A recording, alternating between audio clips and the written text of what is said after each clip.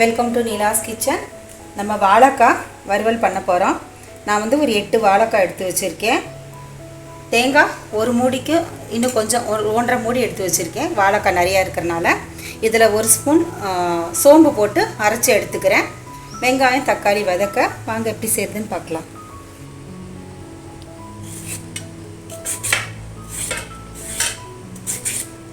Feel பண்ணிக்கிட்டு cut பண்ணிக்கலாம் எல்லாத்தையும்.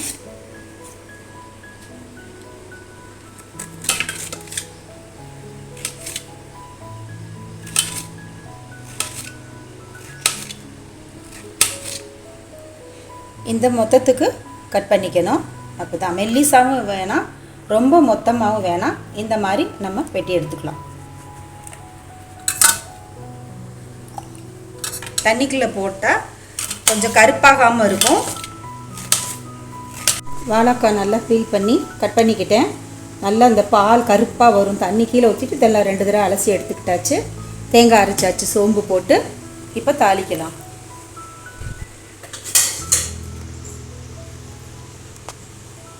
எண்ணெய் ஊற்றிக்கிறேன்.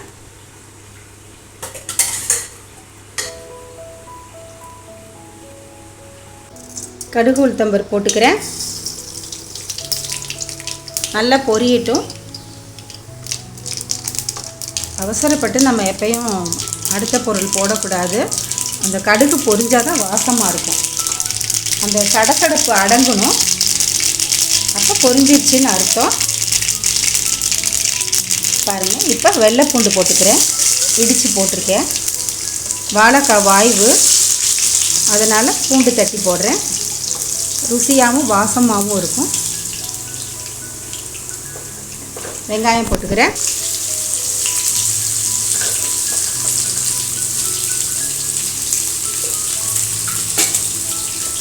கருவேப்பிலை போட்டுக்கிறேன்.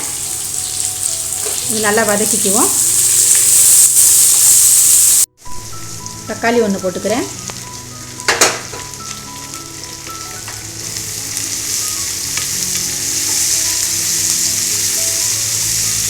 இப்போ வாழைக்காயை போட்டுக்கலாம்.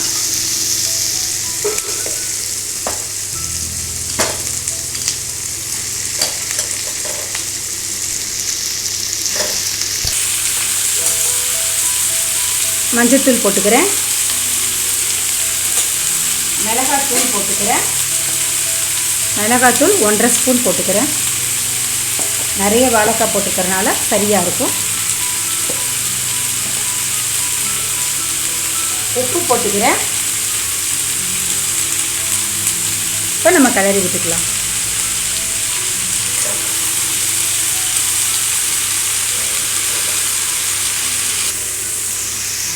கிளறிக்காச்சு. இப்போ நம்ம தேங்காய் அரைச்சதை ஊற்றிக்கலாம்.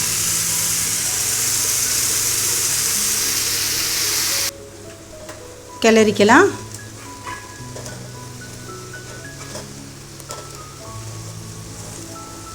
இப்போ தண்ணி ஊற்றிக்கலாம். நல்லா கிளறியாச்சு.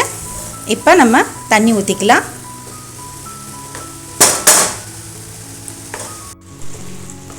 அவ்வளோதான். தண்ணி நல்லா மிதக்க ஊற்றிட்டோம். இந்த மாதிரி மிதக்க ஊற்றிட்டு அப்போ ஒரு 2 நிமிஷத்துக்கு ஒரு தடவை நம்ம வாழைக்காய் வேகிற வரைக்கும் நம்ம கிளறிக்குவோம். ஒரு 2 டைம்ஸ் கிளறிக்குவோம்.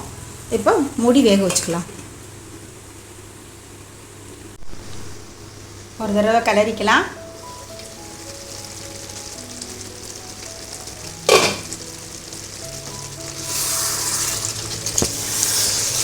முதல்ல ஒரு தடவை நான் கிளறினேன். இந்த பாருங்கள், எல்லாம் வெந்திருக்கு பாருங்கள். ஆனால் வெள்ளை வெள்ளையாக இருக்கிறதெல்லாம் வேகலை.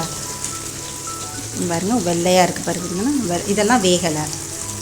ஸோ இந்த தண்ணிக்குள்ளார நம்ம இந்த பாருங்கள் வேகலை. இந்த தண்ணிக்குள்ளார நம்ம டிப் பண்ணி வச்சுக்கணும். வச்சுட்டு திருப்பி மூடி சிம்மில் வச்சுக்கோங்க. இப்போ சிம்மில் வச்சுக்கோங்க. தண்ணி தீந்துருச்சுல்ல, வெந்துடும் அந்த தண்ணி. பாருங்கள், வாழைக்காய் நல்லா வெந்துருச்சு பாருங்கள்.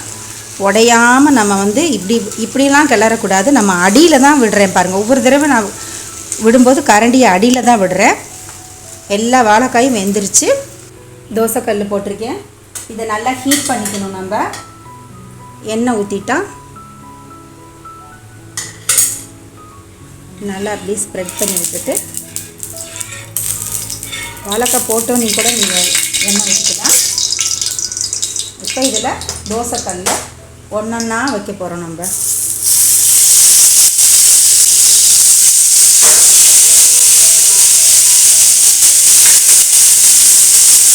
பொறுமையாக நம்ம பண்ணணும், ரொம்ப நல்லாயிருக்கும்.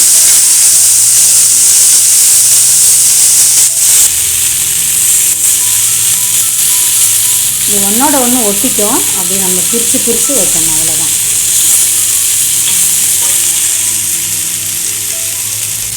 இந்த மாதிரி ஒட்டிக்கிறத இந்த மாதிரி எடுத்து விடணும், அவ்வளோதான். இது நடுப்புற மெதுவாக எடுத்தோம்னா அப்படி வந்துடும், அவ்வளோதான்.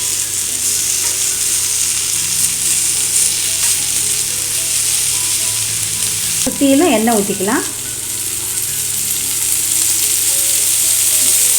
ரோஸ்ட் ஆனோடனே திருப்பி போட்டுக்கலாம். இந்த மாதிரி அடியில் விட்டு இந்த மாதிரி எடுத்து போடணும்.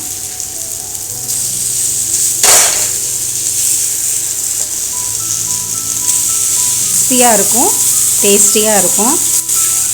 இன்னொரு வீடியோவில் வேறு மாதிரி ஒரு எண்ணெய் எப்படி பொரித்து தோசைக்கல்ல ஊற்றி ரோஸ்ட் பண்ணுறோம், இந்த மாதிரி இல்லாமல் வேறு மெத்தட் வீடியோ போடுறேன் நான். வாழைக்காய் வறுவல் திருப்பி போட்டு இதில் கொஞ்சம் எண்ணெய் ஊற்றிக்கிறேன். இது ரோஸ்ட்டாக கிறிஸ்பியாக இருக்கும், அதனால் ஊற்றி போடுறோம். வாழைக்காய் வறுவல் ரெடி ஆயிடுச்சு பாருங்கள். 2 பக்கமும் ரோஸ்ட் ஆயிடுச்சு பாருங்கள். இந்த மாதிரி வெள்ளையாக இருந்ததுன்னா அதை நடுப்புற வச்சுட்டு அடுத்ததை நம்ம எடுத்து வச்சுக்கலாம். அதுக்குள்ளே ரோஸ்ட் ஆயிரும். கொஞ்சமாக போட்டோம்னா ரோஸ்ட்டாக கிடைக்கும். நம்ம நிறைய போட்டிருக்கிறனால ஓரங்களில் இருக்கிறது செவக்கலைன்னா இந்த மாதிரி நடுப்புற வச்சு ரோஸ்ட் பண்ணிக்கலாம். நடுப்புற இருக்கிறதும் ரோஸ்ட் ஆயிடுச்சு. இப்போ நம்ம எடுத்து வச்சிடலாம்.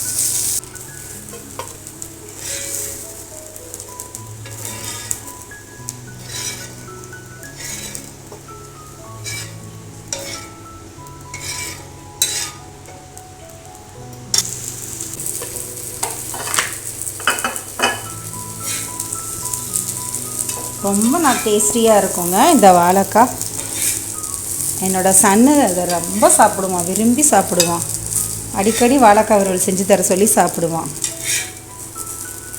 இது மாதிரி நீங்கள் ட்ரை பண்ணிங்கன்னா சாம்பார் சாதத்துக்கு தயிர் சாதத்துக்கும் அவ்வளோ நல்லாயிருக்கும். அடுத்த இது வறுத்துடலாம் நம்ம. அடுத்தது ரெடி ஆயிடுச்சு. இதையும் எடுத்து வச்சிடலாம்.